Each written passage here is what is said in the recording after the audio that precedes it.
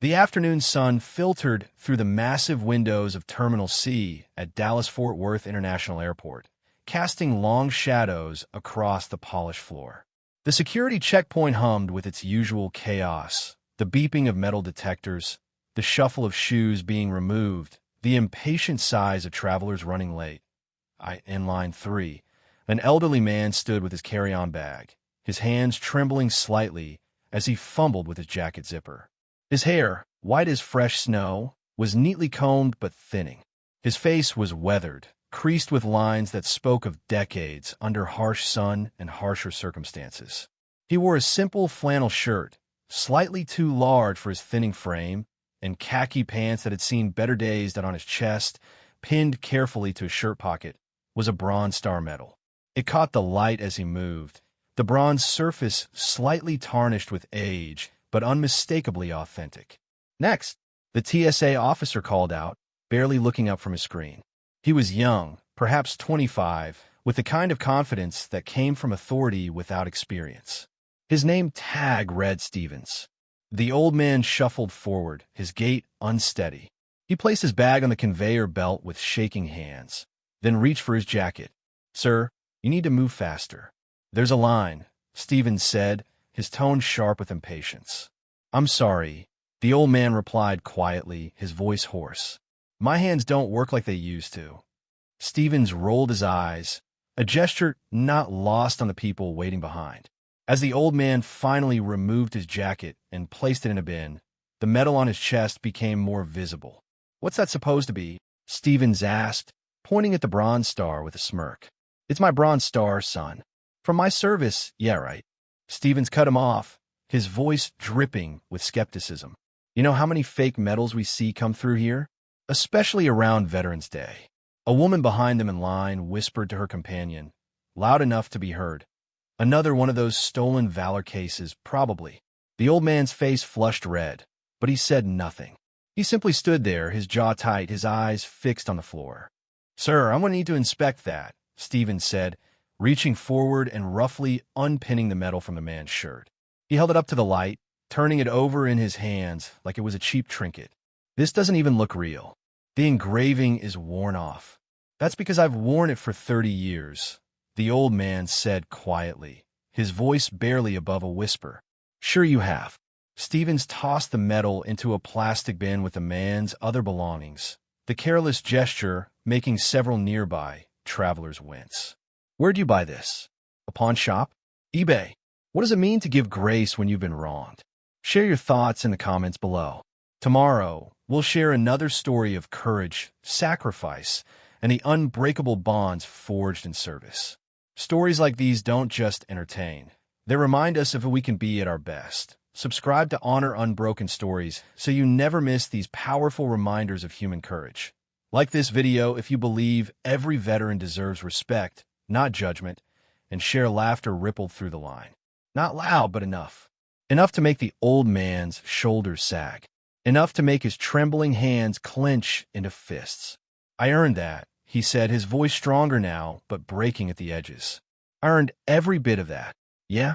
Doing what?" "Pushing papers in an office somewhere." Stevens crossed his arms, enjoying the attention he was getting from the crowd. "Let me guess. You going to tell me you're some kind of war hero?" The old man opened his mouth to respond, but no words came out. His eyes glistened, not with tears, but with something deeper, something that looked like resignation. Like a man who had fought this battle too many times and was tired of fighting, he reached for his belongings, his hands shaking harder now. "That's what I thought," Stevens said, turning to wave the next person forward. "Next in line, please." The old man gathered his things slowly, his medal clutched in one trembling hand. He didn't look at anyone as he moved toward the benches to put his shoes back on. Several travelers watched him with a mixture of pity and secondhand embarrassment. But across the terminal, standing near gate C-17, someone else had been watching. That a tall man in his early 70s, with steel gray hair cut military short and a posture that decades of retirement hadn't softened. He wore a navy blazer, khaki slacks, and a look of barely contained fury on his weathered face. Admiral Richard Hastings, retired but never truly civilian, had recognized the old man the moment he'd seen him in line, and what he'd just witnessed made his blood boil. Admiral Hastings moved through the terminal with the kind of purposeful stride that made people instinctively step aside. His eyes were locked on the security checkpoint, specifically on the young TSA officer who was now laughing with a colleague about something on his phone. The old man had made it to a bench and was sitting down slowly, carefully placing his metal back on his shirt with shaking fingers. His head was bowed, his shoulders hunched as if he were trying to make himself invisible. Hastings stopped in front of him, standing at attention despite being in civilian clothes. "Captain Morrison," he said, his voice clear and commanding. The old man looked up, confusion flickering across his face before recognition dawned. His eyes widened. "Admiral Hastings?" His voice cracked with disbelief. "Sir, I didn't know you were—" "Stand up, Captain," Hastings said, not as an order, but with the kind of respect that demanded it. Morrison struggled to his feet, and Hastings immediately steadied him with a firm hand on his arm. Then, in a gesture that made several nearby travelers stop and stare, the Admiral saluted, but a crisp, perfect salute that spoke of decades of military discipline and unshakable respect. Morrison, tears now clearly visible in his eyes, returned the salute with trembling hands. "At ease, Captain," Hastings said softly, then turned to face the security checkpoint where Stevens was still visible. His voice, when he spoke again, was no longer soft. It carried across the terminal like a foghorn. "Excuse me, Officer Stevens." The TSA officer looked up, annoyed at being called out by name. "Sir, if you have a complaint, you can fill out a—" "I don't have a complaint. I have a correction to make." Hastings walked toward the checkpoint, and Morrison, confused but compelled, followed slowly behind. "You just accused this man of stolen valor, of wearing a fake medal, of being a liar." Stevens's confident smirk faltered slightly. The crowd that had been moving through the terminal began to slow, sensing drama. "Sir, I was just doing my job. We have protocols.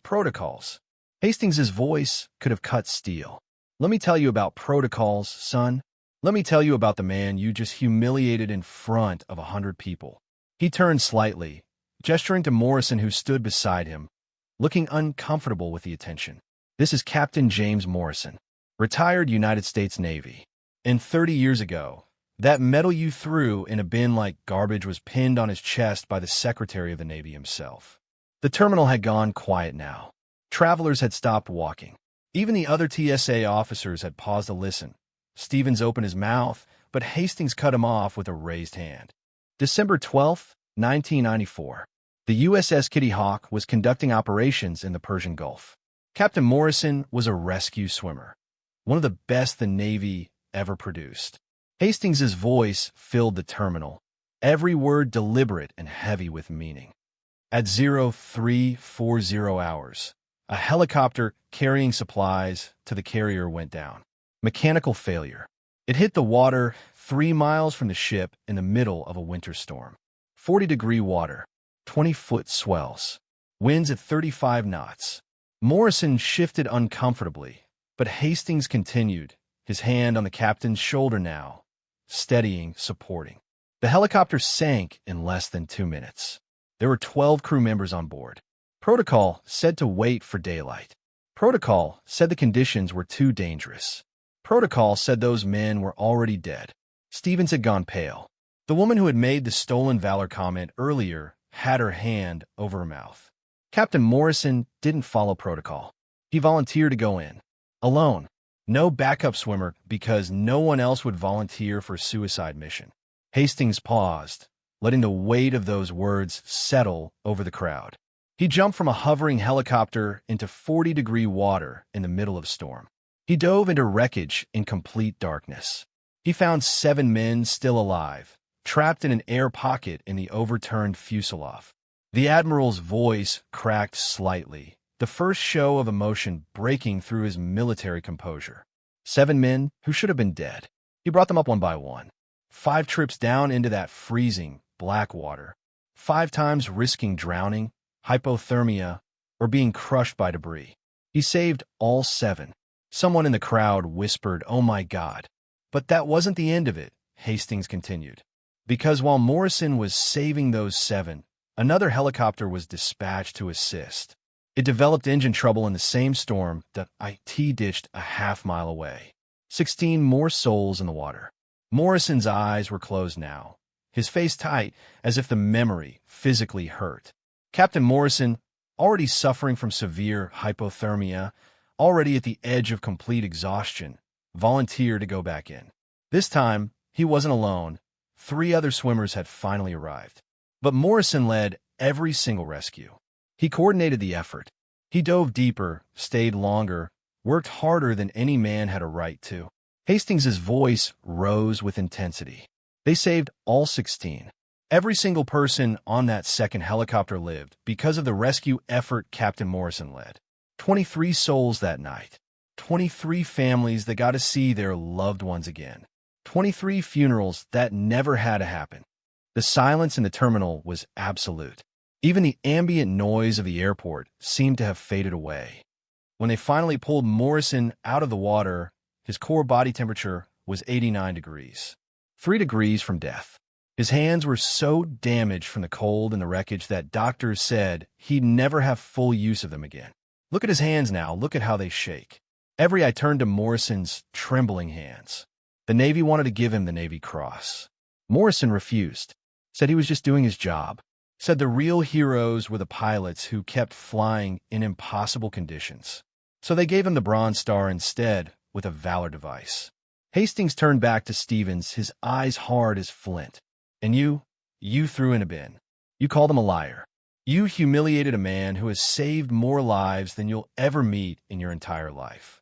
Stevens looked like he wanted the floor to swallow him. Sir, I didn't know. I'm sorry, you didn't ask. Hastings's voice was quiet now, but somehow more devastating than when he'd been shouting. You saw an old man with a medal, and you assumed. You chose mockery over respect. You chose cruelty over compassion. He turned to address the entire crowd now. Captain Morrison lives in a small apartment in Fort Worth. He volunteers at the VA hospital 3 days a week, helping other veterans cope with PTSD and physical disabilities. He doesn't talk about what he did. He doesn't wear his uniform. He doesn't ask for recognition. He just lives quietly, serving others, the same way he's done his entire life. Morrison's face was wet with tears now, but he stood straighter, his jaw set. I was on the USS Kitty Hawk that night, Hastings said, his voice softer now. I was a young commander, watching from the flight deck as this man jumped into hell itself over and over again. I have carried the memory of his courage with me every day since. He turned back to Morrison and, for the second time, saluted. Captain Morrison, it is an honor to know you. It has always been an honor. Morrison returned the salute, and this time his hands barely shook. The terminal erupted. Applause started slowly. One person, then another, then suddenly it was thunderous. People were standing, some with tears streaming down their faces. Veterans in the crowd came forward, saluting. Others simply wanted to shake Morrison's hand. Stevens stood frozen at his checkpoint, his face ashen. An older TSA supervisor, who had been watching the entire exchange, approached quickly. Officer Stevens, you need to come with me. Now. But before Stevens could move, Morrison spoke.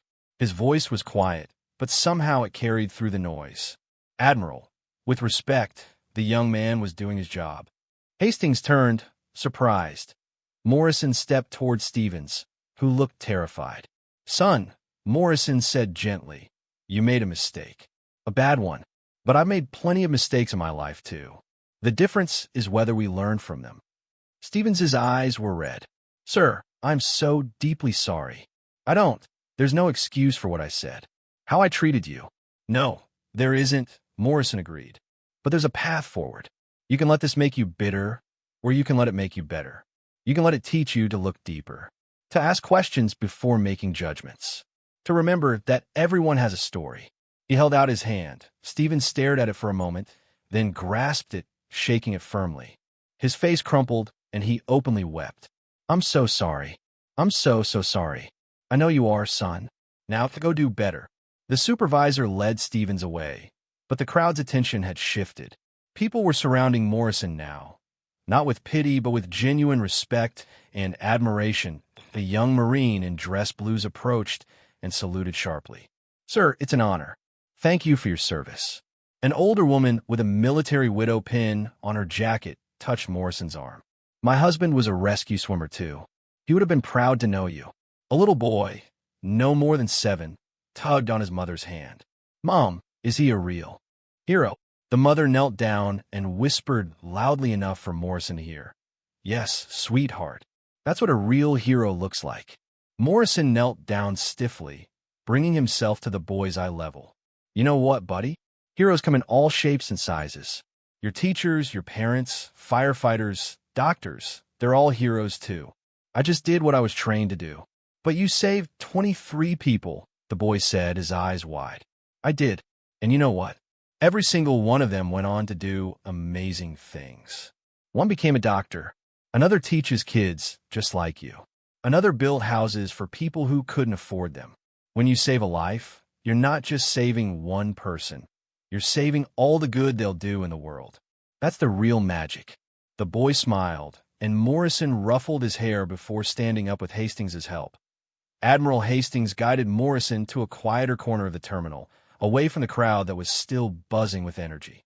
"You didn't have to defend that kid," Hastings said. Morrison shrugged. "He's young. I was young once too. Made plenty of stupid decisions because I thought I knew everything. Someone gave me grace. Figure I should pass it on." "You haven't changed," Hastings said with a slight smile. "Still putting everyone else first. How's your family, Admiral?" "Everyone's good. Grandkids are growing up too fast. And please, it's just Richard now. Been a long time since anyone called me Admiral outside official functions." "Old habits," Morrison said with a small smile. They stood together in comfortable silence for a moment, watching the chaos of the airport resume around them. "Where are you headed?" Hastings asked. "Phoenix. My daughter lives out there. She invited me for the holidays. First time she's asked in a while." "That's good. That's real good, James. What about you?" "San Antonio. Speaking at a Naval Academy alumni event." Hastings paused. "Listen, I meant every word I said out there. What you did that night. It wasn't just brave. It was impossibly brave. And you've lived every day since with that same quiet courage. Don't think I don't know about the work you do at the VA." Morrison's face reddened.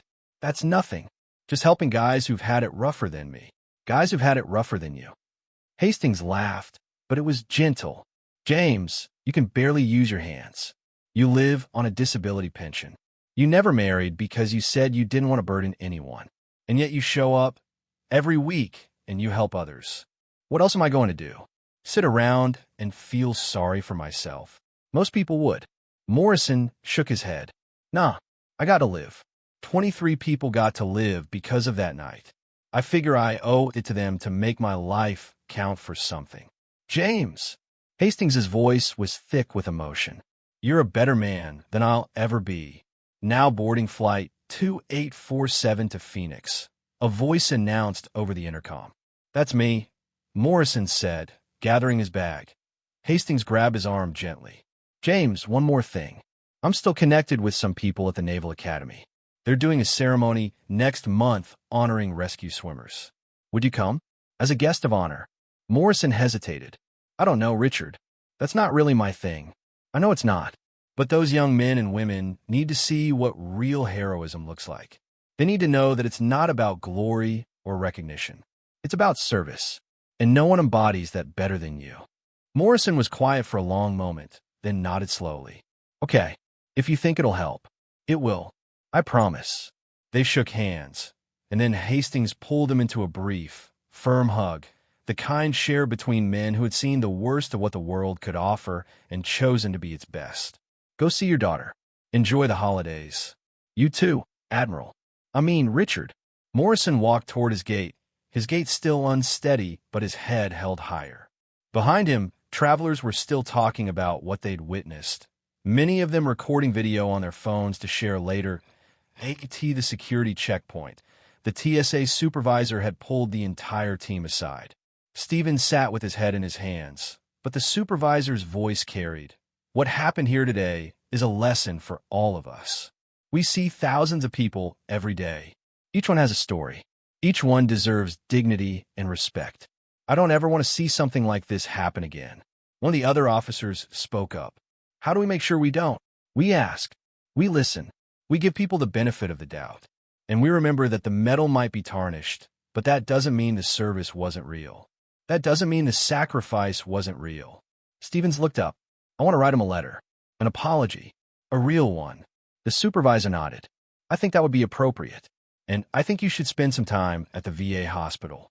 Learn about the men and women you're serving. Understand what they've been through. I will. I promise. 3 weeks later, Morrison sat in his daughter's living room in Phoenix, watching his grandchildren play in the backyard. His daughter, Sarah, brought him a cup of coffee and sat down beside him. Dad, there's something I need to tell you. He looked at her, concerned. Everything okay? More than okay. She pulled out her phone. Dad, you've gone viral. What? She showed him the screen. The video from the airport had been viewed over 20 million times. The comments section was filled with messages of support, gratitude, and respect.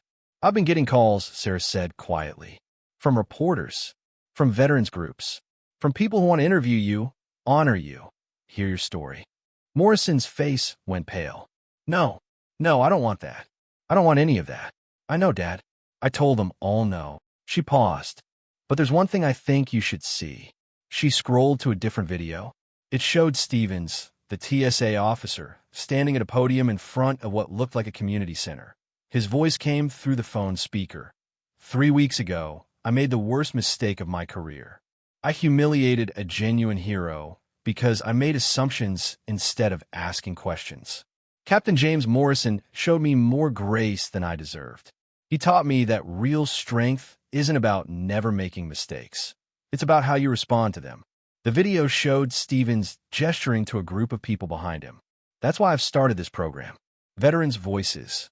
Every week, veterans come to speak at our security training sessions. They share their stories. They help us understand who we're serving. And they remind us that behind every face in that security line is a human being with a story worth respecting. Sarah paused the video. Dad, he's changed the training program for the entire airport system. Because of you. Morrison's eyes were wet. I know. You just did what you always do. You chose grace over anger. You chose to help instead of hurt. She took his hand. Dad, I'm so proud of you. I'm sorry it took me so long to tell you. Sweetie, you don't have to. Yes, I do. I spent years not understanding why you wouldn't talk about your service, why you lived so simply, why you gave so much of yourself away. But watching that video, seeing how you treated that young man even after what he'd done, I finally get it. You're not just my father. You're a hero, and I want my kids to know that, to really know that. Morrison pulled her into a hug, and for the first time in years, he allowed himself to feel proud. Not of the medals or the recognition, but of the man he'd chosen to be. Admiral Richard Hastings kept his promise. Captain James Morrison was honored at the Naval Academy ceremony. He spoke for 10 minutes about service, sacrifice, and the importance of doing the right thing even when no one is watching. The video of that speech was viewed 6 million times, but Morrison didn't care about the views. He cared about the letters he received, hundreds of them, from people who said his story inspired them, from veterans who said they felt seen, from young people who said they wanted to serve because of him, and he cared about the one letter he received from Officer Stevens. It was 5 pages long, handwritten, filled with genuine remorse and genuine growth. At the end, Stevens had written, "You taught me that heroism isn't just about the big moments.